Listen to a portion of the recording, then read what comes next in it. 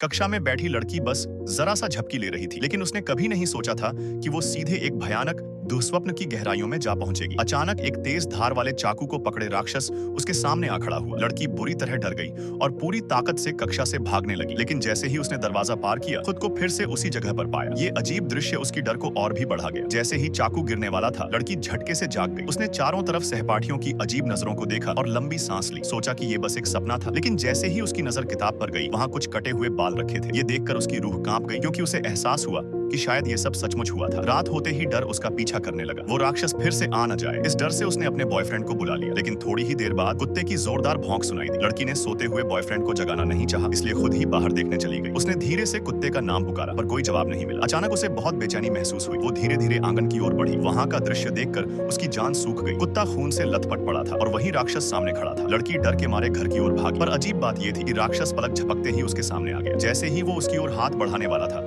लड़की फिर से जाग गई। उसने देखा कि बॉयफ्रेंड बगल में चैन से सो रहा था। लड़की ने राहत की सांस ली और चेहरा धोकर बिस्तर पर लौट आई, लेकिन तभी बॉयफ्रेंड ने अचानक उसका नाम पुकारते हुए उसे जगाने की कोशिश की। लड़की जैसे किसी अजीब ताकत के वश में आ गई थी। वो चीखने लगी, उसका शरीर जोरों से कांपने लगा। फिर अचानक उसका शरीर हवा में उठ गया और गोल गोल घूमते हुए सीधा छत से टकरा गया। आखिरकार उसकी जान चली गई। तो बताओ, अब भी क्लास में सोने की हिम्मत है तुम्हें?